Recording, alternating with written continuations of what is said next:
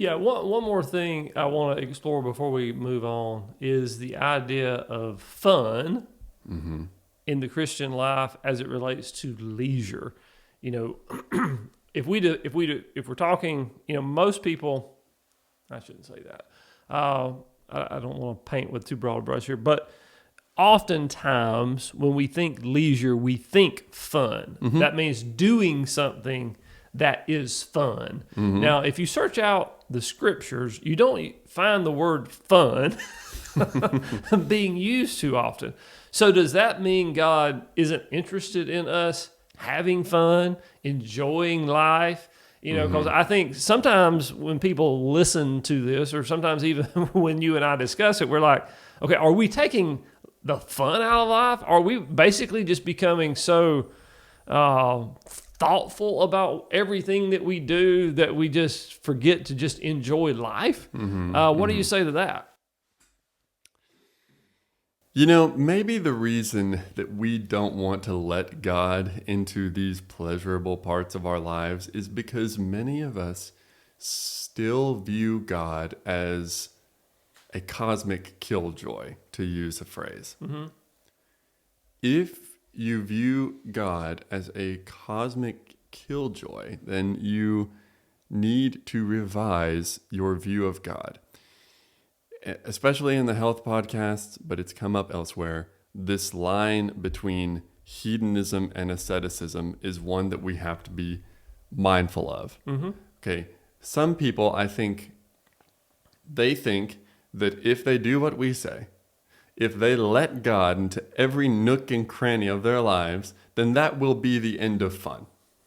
There will be no more good food. There will be no wine. There will be no movies. There will be no sports. There will be no anything that's, as you say, fun, right? Okay, whether you realize it or not, that is an ascetic view of Christianity, okay? But it's also it is a very prevalent view of Christianity. Quite honestly, it keeps a lot of people away from Christianity because when they view Christians, they say, yeah, a bunch of fuddy-duddies. They don't know how to have fun.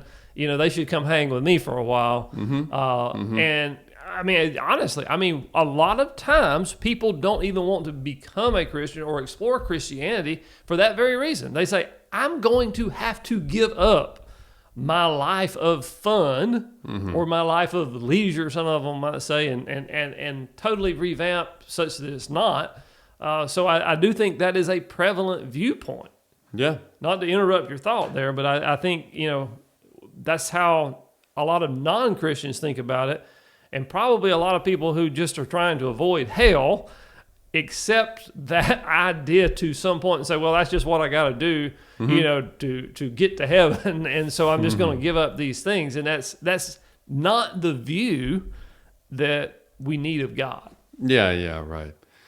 Yeah, and then in opposition to that, we, in our human error, will always swing the pendulum too far the other way, and we'll land in hedonism. And some people will rightly say, God intends for you to have enjoyment.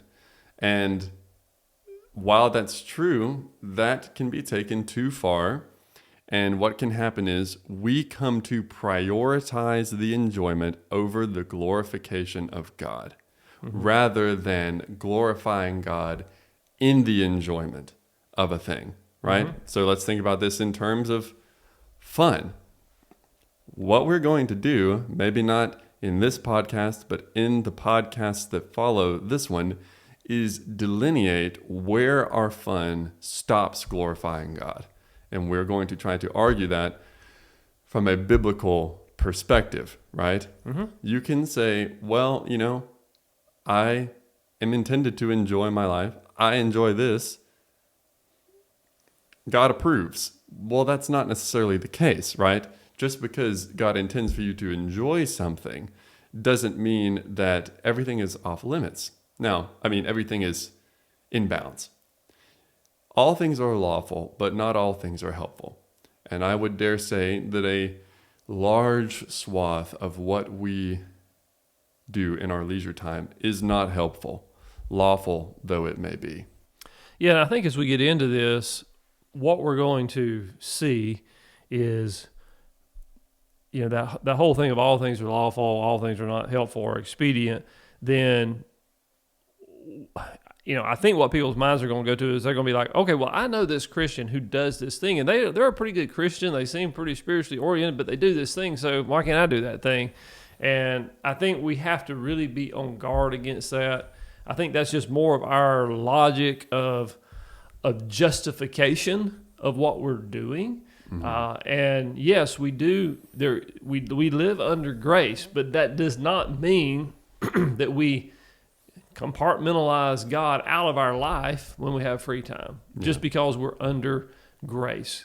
So, we'll get into that more as we, get into what people don't need to be doing.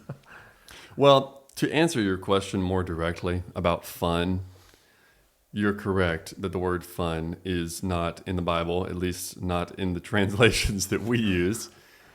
But sort of like with the word intentionality, intentionality is a word that a lot of Christians use that's not necessarily in the Bible. You can find representatives of that idea. Sure. So I found the idea of intentionality represented in the word carefulness, which we do find in the Bible. If I were to do the same with fun, I would point to words like enjoy or enjoyment or merry and merriment. Those are words that we do find in the Bible.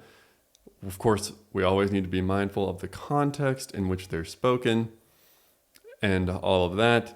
So like merriment, for example, is often a placeholder for drunkenness, right? Mm-hmm. When the Bible says, well, they made themselves merry, what it means is they got drunk, right? So that doesn't mean that every time you see the word merry or enjoy, that is permission for you to engage in whatever behavior the people in the story are engaging in. Mm-hmm. Same thing with the word play, as we'll see. So you have to be discerning about these things. But yes, there is room for fun and for enjoyment and for rest and whatever else in the Bible.